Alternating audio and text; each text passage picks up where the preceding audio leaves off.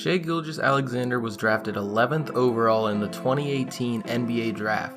Originally selected by the Charlotte Hornets but then traded to the Los Angeles Clippers, Shai played one season with the Clippers, averaging 10 points a game in LA before he was traded to the Thunder in a crazy package that landed them Paul George, to pair alongside their new acquisition of Kawhi Leonard at the time. While Paul George is one of the best in the game, it made sense they'd have to give up a large haul to get him.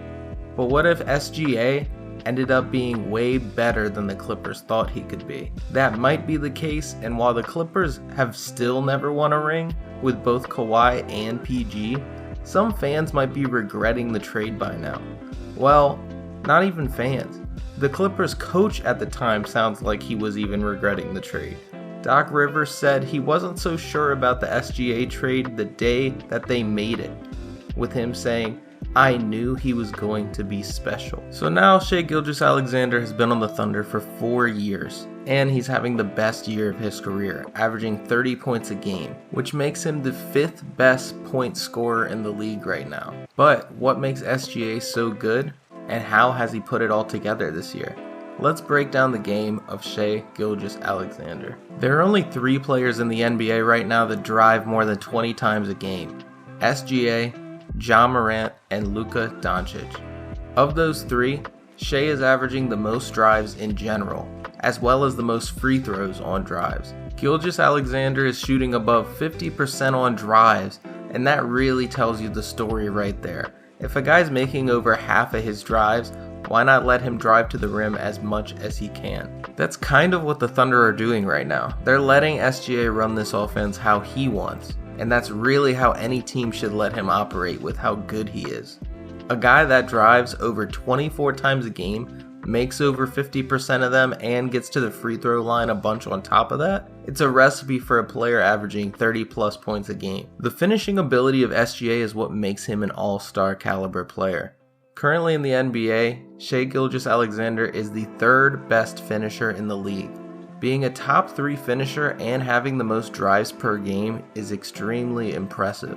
Most players, if they increase their drives per game, their efficiency would probably fall. That is not the case for SGA. He's kept his efficiency while increasing his workload. That is the definition of an NBA All-Star and even an All-NBA level player.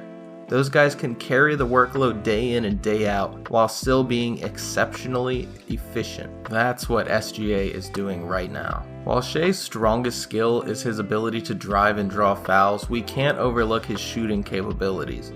At this moment in time, SGA is shooting around 35% from 3, which is up from his 30% average last season. Now 35% is respectable. It's a respectable number to shoot from 3, but he's not a sharpshooter by any means. Teams shouldn't be leaving him open though. The thing to keep an eye on right now with Shai and 3-pointers this season is that he's not really taking them like he normally does. The last 2 seasons, SGA averaged around 5 3-point attempts per game. This season, he's averaging around 3 attempts a game. So why is he not shooting 3s?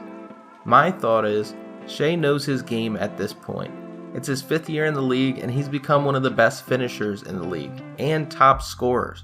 I think he's realized he can get whatever he wants inside the 3-point line, and he's such a high-level scorer on drives, why would he want to settle for 3s? I think this is what's leading in the decline of him shooting 3s. The confidence to just drive every possession he feels like it.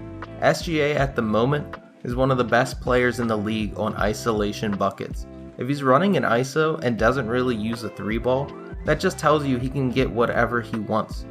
And why would we be complaining that he's shooting less 3s a game right now? We shouldn't be. If a guy is averaging 30 points a game, there really isn't much you can critique them on. He should be able to do whatever he wants as long as he's averaging around 30. If it ain't broke, don't fix it. Shai Gilgeous-Alexander should be a lock as an all-star this year. He's a top scorer in the league and averaging 30 a game right now. If somebody averages 30 and doesn't make the all-star game, the league should really take a hard look and figure out how they're selecting people, because that would be ridiculous. He's getting praise from many, even with Hall of Famers such as Magic Johnson chiming in. Johnson tweeting, "I love how SGA has been playing. they cannot keep him out of the All-Star game this year the way he's been playing. He then goes on to shout out Julius Randle and Zion, who have been playing great this year as well. But enough about the other players. How do we see SGA improving in the future? First off, if he stays within the Oklahoma City Thunder, it can be assumed that that team is only going to get better from here. Yeah, they're not horrible right now, but they're not a playoff team as well. If you have a player averaging 30 points a game and you gradually make the team around him better year over year, that team has a decent chance of becoming something serious. Also, if you put a better team around Shai, it should also elevate his game as well. Assist totals, scoring, wins, in theory should all go up.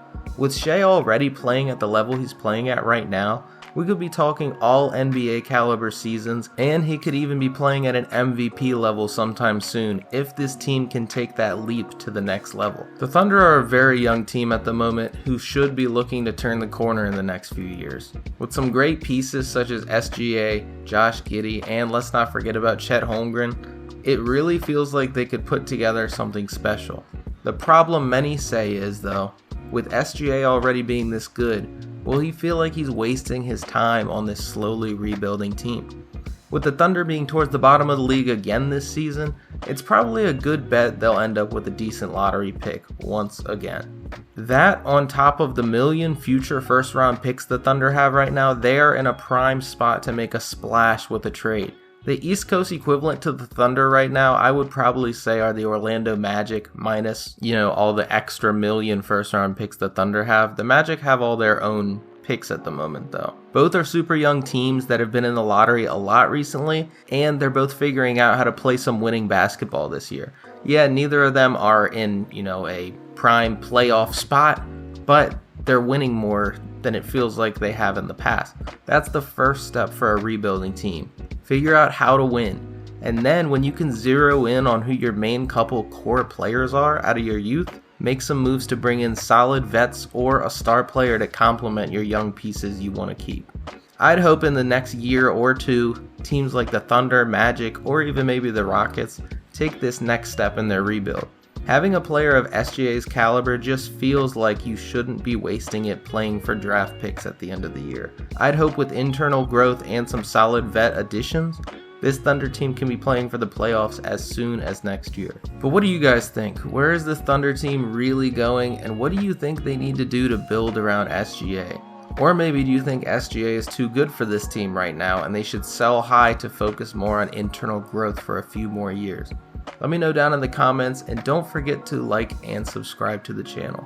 I make NBA content weekly, and we'll have a lot more breakdowns and content like this coming soon. I hope everyone has a great day, and that's all from me. Peace.